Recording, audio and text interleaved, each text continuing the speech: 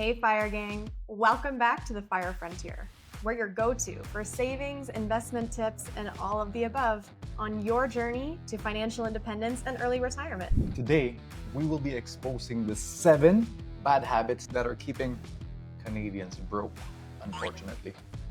So stick around and let's break down the tips and tricks for you to get started in your financial independence journey as a Canadian. And hey, if you're here to take control of your financial future, hit that like button, subscribe, and let's get into it.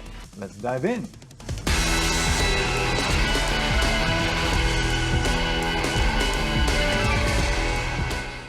Number 1, retail credit card debt.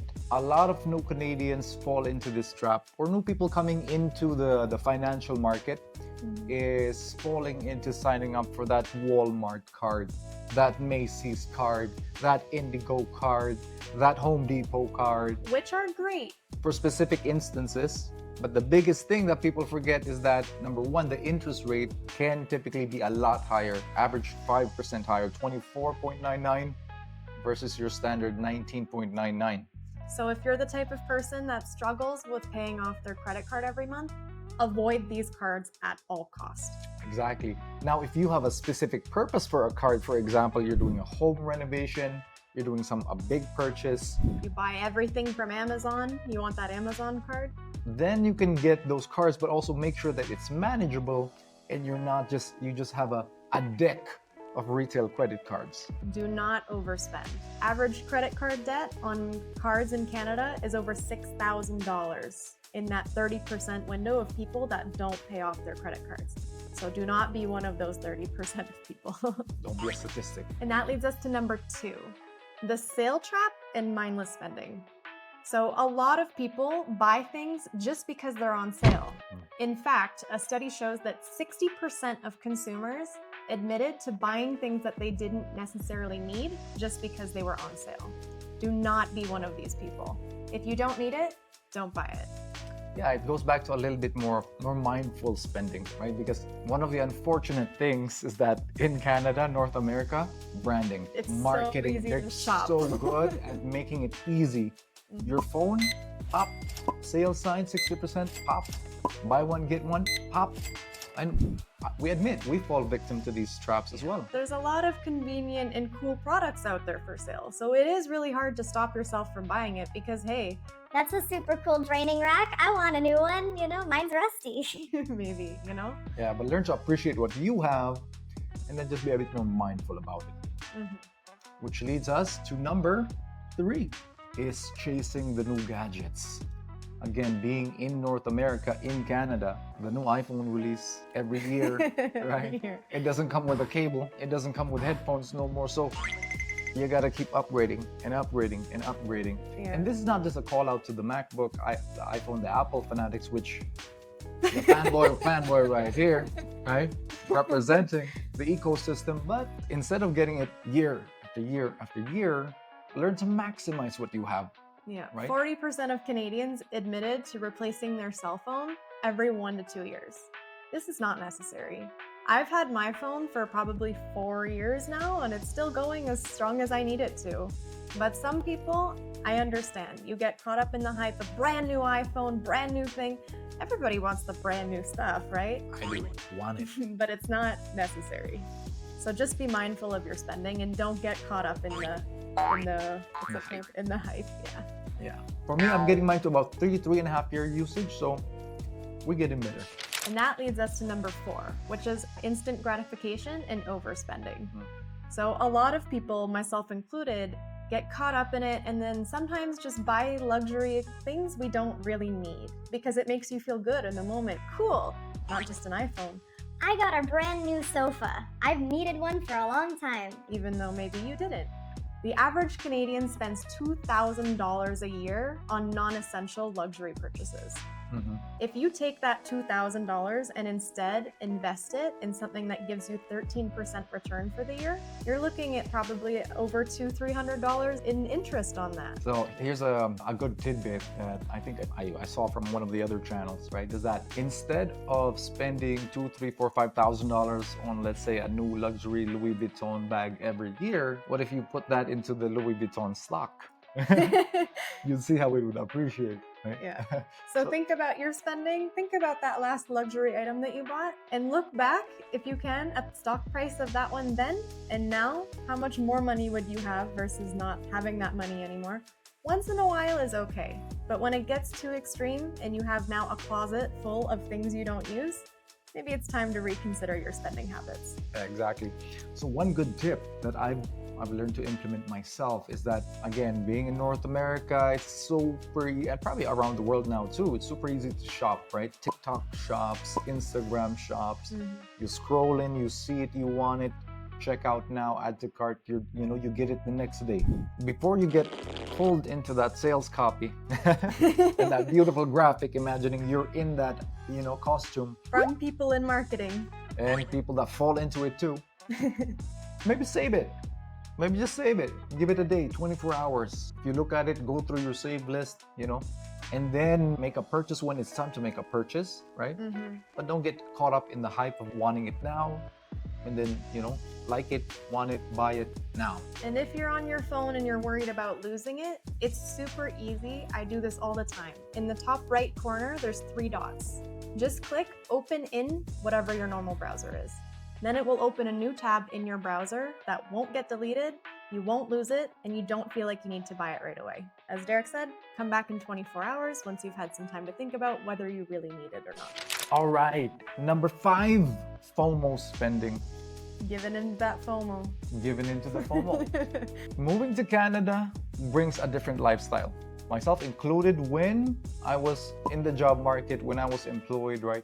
I started to interact with friends, and also you start to socialize, right? And in the socialization, there's going to be some spending included in that. So in the beginning, I felt this itch that I needed to always be there. I needed to always show up, get drunk, buy the beer, buy the rounds, join the travel at the expense of my wallet. Unfortunately. And although it can be fun at that time, there's also moderation, right? Because now that I've pulled back from that, I still go out once in a while, spend some time, celebrate, but you don't always need to buy 6 beers when you're going out. If the goal is to hang out with people, you can just have 1 or 2 beers for the whole night, and then you save all that money. And you remember what happened. You end up having more fun. Yes, actually. So in certain ways, again, moderation and not falling into like fear of missing out if you're not there, right? Absence makes the heart grow fonder, as they say. Right? Absence or time, I don't know, don't quote me. But them not seeing you for a while and then you show up with some fresh news, that might be a different experience. So learning not to fall into that trap, spend wisely, be aware of when and who you spend your time with and money on. That takes you a long way. Yeah. This also includes things like expensive yacht rentals and other things that you might put on social media as well, just to show off what you have, when really people don't see your wallet. Your wallet has nothing. Especially if you have $2 or $3 in the bank account. Yeah. And if you don't know what FOMO stands for, it means fear of missing out. So don't fall for FOMO. Don't FOMO in. The last thing about this FOMO thing is that, did you know 1 in 4 millennial Canadians have gone into debt because of it? So, it's a lot more common than you think. Don't be 1 in 4, guys. Be the 3 out of 4. I was 1 in 4 before, so. Which leads us to number 6, which is lifestyle inflation. Basically, it means as people tend to start earning more money, they increase their spending because now they have all this extra cash. Maybe Derek has some experience with this. Extra car, extra maintenance, extra insurance. Second car, second maintenance, second insurance. With a motorcycle, second maintenance, second insurance. It just goes up and up and up and up. Yeah. Which, I mean, I think it happens a lot, right? Because you're excited to have all this new expendable income. But really, do you need to be spending it? Probably not. So people tend to just increase their spending instead of putting aside that extra cash to savings for it to then grow, which is key if you're looking to retire early and have that financial nest egg later in life. And we know this is true because 30% of Canadians have admitted to spending more money as they earn more money. Are there necessary expenses going up? Probably not. One way that you can get around this is, for us, we add our saving as a fixed expense, meaning we put it in the same category as rent. It's money we have to pay every month. So we automate the money coming out and going into our savings account, so we don't even see it there. It's in a totally different account. Once in a while, we take a look there, but we don't think of it as money we have to spend. It's money we're already saving. All right, so number 7, not having a financial plan and procrastinating. Again, this is talking from experience, guys. The new stimuli of moving to a new country or coming into the financial ecosystem of it, it's really exciting, especially in a very consumeristic environment, right? Buying things, everything. It's so easy to just buy and be mindless about it, right? And not have a plan, especially in the earlier years of your life when you feel unstoppable. You feel like it's never gonna end. Yeah. Right? Especially with, like, a few years ago, there was that term YOLO going around. So I feel like almost, you only live once. It's kind of an excuse that people give themselves just to, I can spend all the money I have, just spend it now.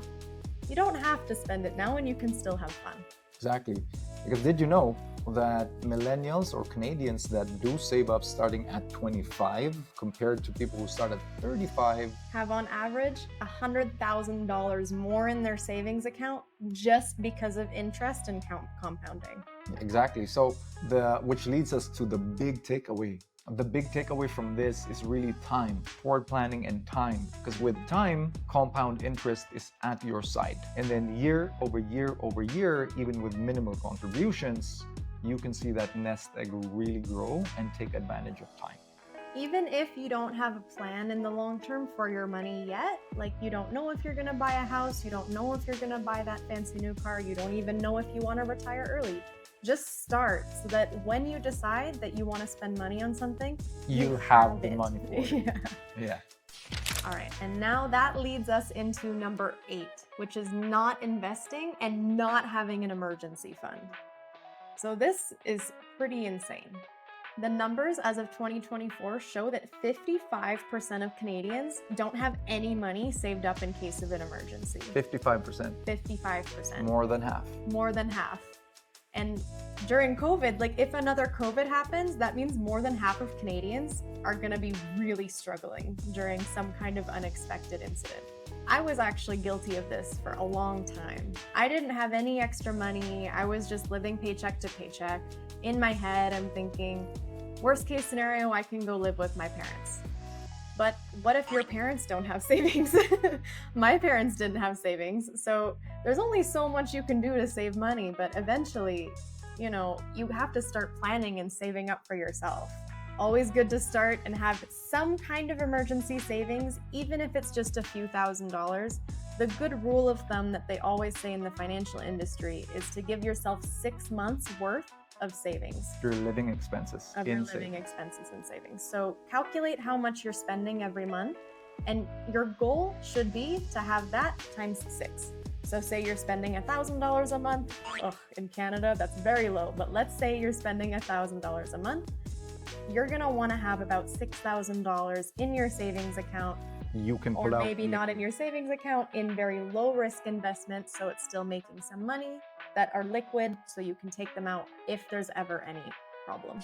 All right, so guys, those are our top tips in order for Canadians to hopefully end up in a better situation versus where they are now, like we're planning on being, right?